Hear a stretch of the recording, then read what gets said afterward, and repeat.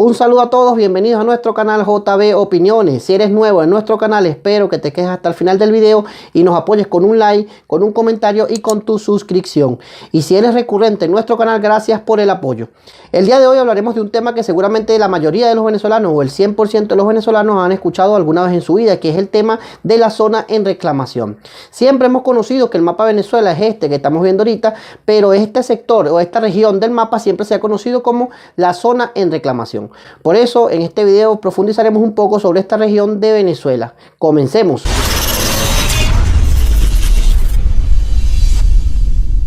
Primero, para poder entender este tema hay que saber que en 1777 el Imperio Español, que era dueño de los territorios que hoy se conocen como Venezuela, crea la Capitanía General de Venezuela y genera este mapa que estamos viendo aquí, donde se observa cuáles eran los territorios de Venezuela.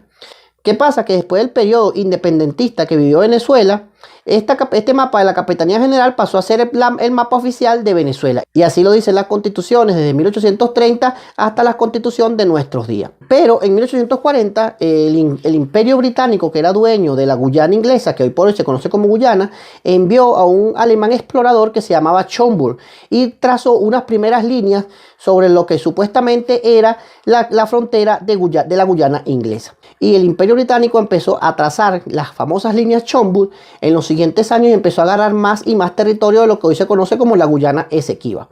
Y aunque Venezuela siempre iba haciendo reclamaciones con respecto a su frontera, el Imperio Británico siempre fue anexándose más territorio, aprovechando de que era la gran potencia en ese momento. Todo eso pasó durante más de 50 años hasta que en 1897, en un acuerdo que se llama como el Acuerdo de Nueva York, Estados Unidos y Imperio Británico firmaron un acuerdo para delimitar o a través de un arbitraje delimitar cuáles eran las fronteras de esa región.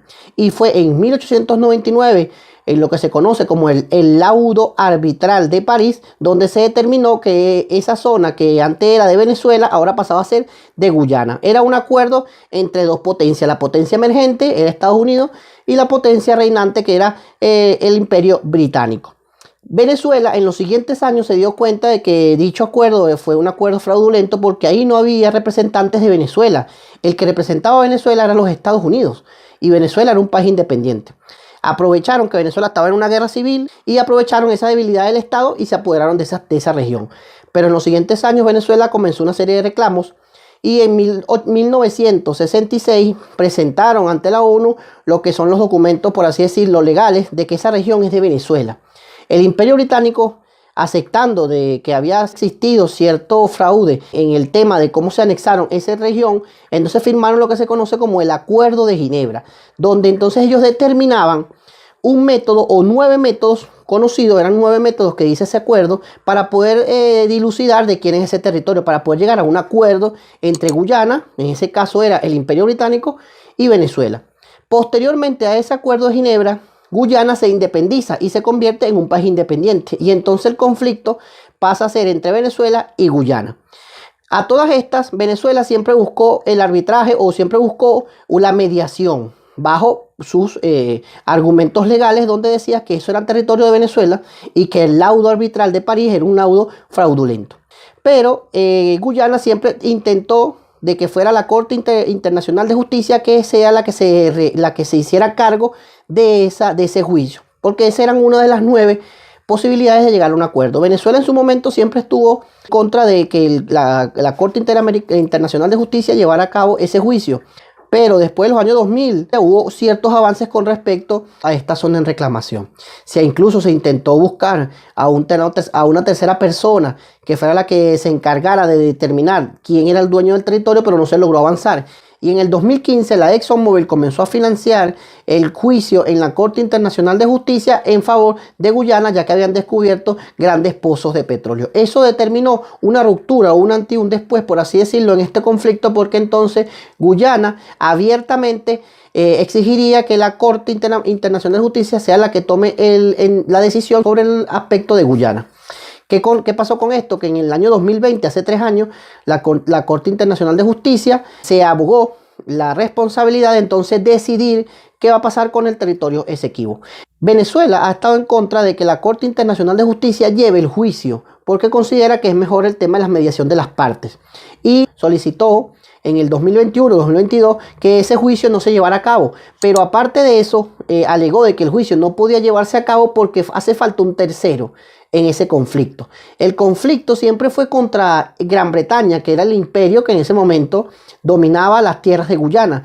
Y ahora está Guyana como estado independiente. Venezuela, Guyana, pero hace falta el verdadero causante del problema, que fue, en este caso, Gran Bretaña, o lo que se conoce como el Reino Unido. Sabiendo esto, la última decisión que sucedió en estos días fue que negaron a Venezuela la solicitud de que no se diera el juicio. O sea, el juicio va a continuar, pero sí le dieron la razón a Venezuela diciendo de que hace falta entonces averiguar la conducta de Gran Bretaña en la época en que se llevó a cabo el laudo arbitral de París y todos los años anteriores que eso determinó. Entonces, esto es un gran avance que presenta este caso de la zona de reclamación, ya que durante más de 100 años este caso ha estado casi que en stand-by, y ahorita podemos decir que la Corte Internacional de Justicia va a tomar seriamente lo que hizo Inglaterra en el laudo arbitral de París, y en función de eso determinará de quién es el territorio o no. A todas estas, los representantes y los responsables de Venezuela en este juicio aseguran de que tienen bastante documentación que garantiza y que asegura y que demuestra que esos territorios son de Venezuela y que el laudo arbitral no fue más que una estafa o un robo a la nación venezolana. Entonces, habiendo dicho esto, hay que tomar en cuenta que este conflicto tiene varias generaciones, tiene más de 120 años, casi 4 generaciones han visto pasar cómo esta zona sigue en reclamación, y esperemos que en los próximos años podamos tener alguna sentencia firme con respecto a esto. Espero que te haya gustado este pequeño resumen sobre la zona en reclamación entre Guyana y Venezuela. Si te gustó, suscríbete, déjanos un like y déjanos un comentario. Hasta la próxima.